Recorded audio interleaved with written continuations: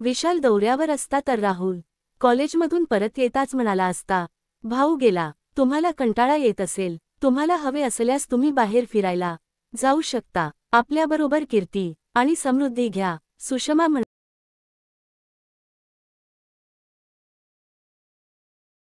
म्हणायची, तो कोचिंग क्लासमध्ये आहे, कैपासून येईल, चला आम्ही दोघे जाऊ, मी गाडी बाहेर काढतो.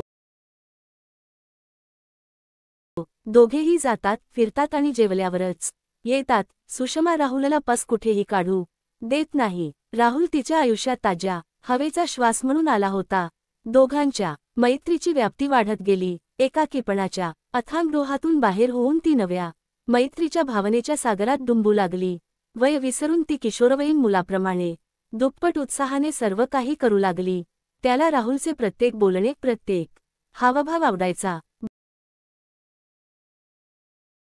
बरेच दिवस एकटेपणाच्या भावनेने मला माझ्या आतला रिकामा कोपरा खोलवर जाणवत होता. आता ती जागा राहुलने भरली होती. तिने कोणतेही काम केले तरी राहुलचे लक्ष जात असे. तो वाट पाहत बसला असता. ती लाखो हृदयांना समजावायची की आता दुसऱ्याचा विचार करणं हा गुन्हा आहे, पण हृदयाला काय कळतं नाही, त्याला फक्त स्वतःची भाषा कळते, स्वतःची बोली कळते.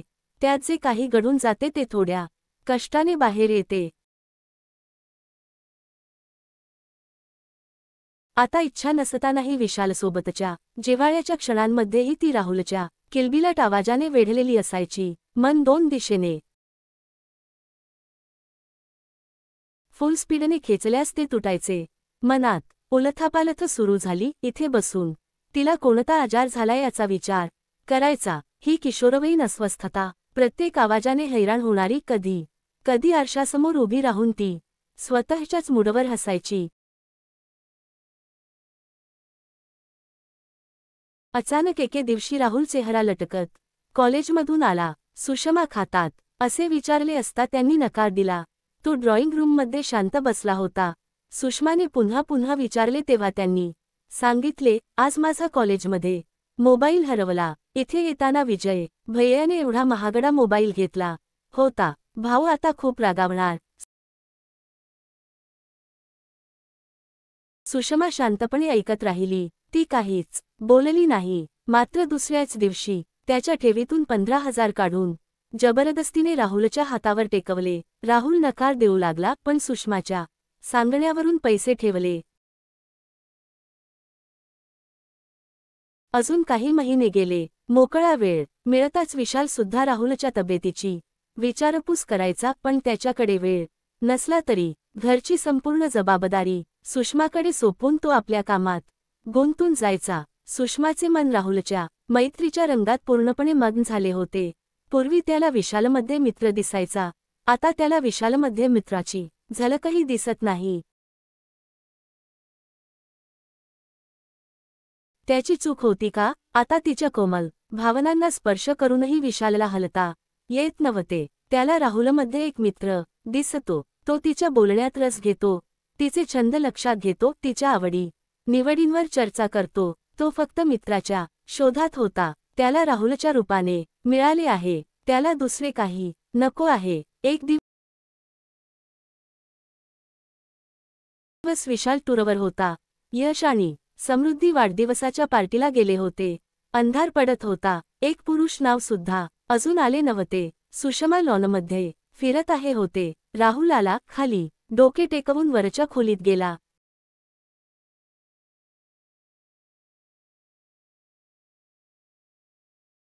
सुषमाला पाहूनही तो थांबला नाही. त्यामुळे सुषमाला त्याची काळजी वाटू लागली. ती त्याच्या मागोमाग वरती गेली. राहुल आल्यापासून ती कधीच त्याच्या खोलीत जात नसे. सकाळी साफसफाई करून मोलकरीण यायची. त्याने जाऊन पाहिले तर राहुल डोळ्यावर हात ठेवून पडलेला होता. सुषमाने विचारले, काय झाले, बरे वाटत आहे का? राहुल उठून बसला. मग हळू आवाजात म्हणाले, मी ठीक आहे. मग रोनी सुरत का बनवलाय? भावाने बाईकसाठी पैसे पाठवले होते. माझ्या मित्र उमेशच्या बहिणीचे लग्न आहे, म्हणून तिला गरज पडल्यास मी तिला सर्व पैसे दिले. आता भाऊ बाईकबद्दल विचारलं तर काय बोलू, मला काही समजत नाहीये. आठवतोय का तोच उमेश? तो एकदा इथे आला होता आणि मी त्याला तुमची ओळख करून दिली होती. हो, मला आठवलं. सुषमाला तो मुलगा आठवला जो तिला पहिल्या नजरेत आवडला नाही. ती म्हणाली, आता काय करणार?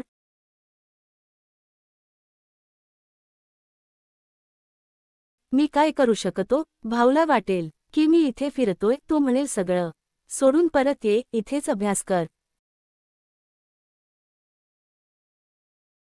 राहुलच्या जाण्याच्या विचाराने सुषमा हादरली. मग तोच एकटेपणा असेल, तोच कंटाळा येईल म्हणून ती म्हणाली, मी तुला पैसे देतो.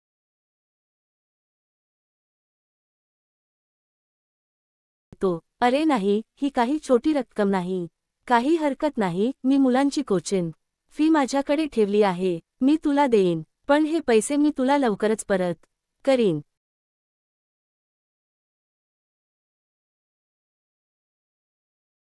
हो, ठीक आहे. उद्या माझ्याकडून पैसे घे. आता खाली येऊन जेव. सुषमा खाली आली. तुझा वॉर्डरोब उघडला. त्याच्यासमोर पैसे ठेवले होते. वाटलं आता राहुलला देईन. यावेळी त्याची अधिक गरज आहे.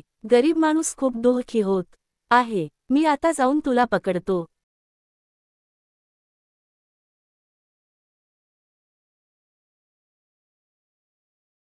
आनंदी असेल. ती पैसे घेऊन परत वरच्या मजल्यावर गेली. तिची पावले राहुलच्या खोलीच्या दाराबाहेर थांबली.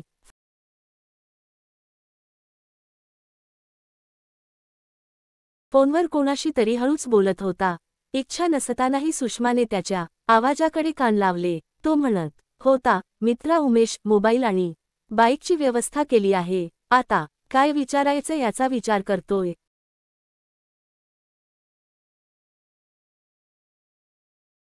श्रीमंत स्त्रियांशी मैत्री करण्याचा हाच फायदा आहे. त्यांना त्यांचा कंटाळा दूर करण्यासाठी कोणीतरी हवे आहे आणि माझ्यासारख्या मुलांना त्यांचे छंद पूर्ण करण्यासाठी कोणीतरी हवे आहे. मला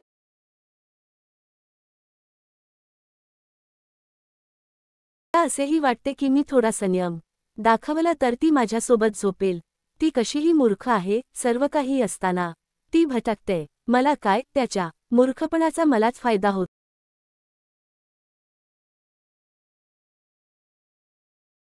सुषमा जड पावलांनी खाली आली आणि कापलेल्या झाडासारखी बेडवर पडली. माणसाला न्याय देताना कधी कधी डोळे पराभूत होतात असे वाटले. जणू एखाद्या जाणकार ज्वेलरने काचेला हिरा समजला.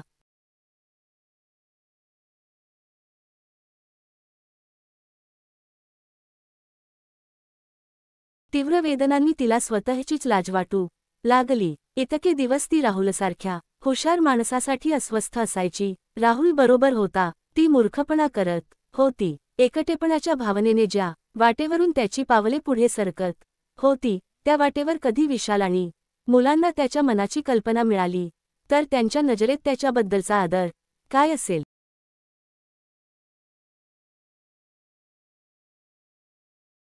तेवढ्यात विशालचा आवाज कानात घुमला. एकटेपणाने आणि नशिबाला शाप देऊन नेहमी दुःखी राहण्यापेक्षा गोष्टी जशा आहेत तशा स्वीकारणे चांगले.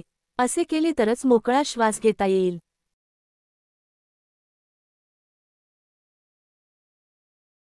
ही बाब त्यांच्या लक्षात येताच सुषमा यांना थोडी शांतता मिळाली. त्याने निसर्गाचे आभार मानले. वयाच्या या टप्प्यावर त्याला परिस्थिती हाताळता आली नाही. ती उद्याच राहुलला इथून निघायला सांगेल आणि इतरांच्या भावनांशी खेळणाऱ्या मुलावर नवऱ्याची कमाई उधळण्याइतकी ती मूर्ख नाही हेही सांगेल.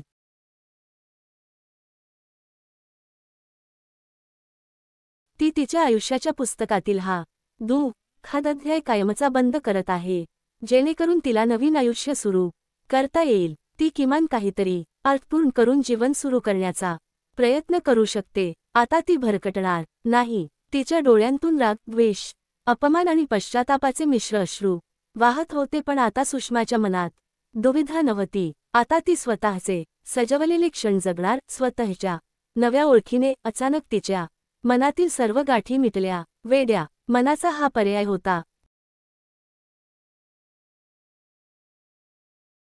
त्याने फोन उचलला. राहुलच्या भावाला दिलेल्या पैशाची माहिती देण्यासाठी. आणि परत मागण्यासाठी फोन केला.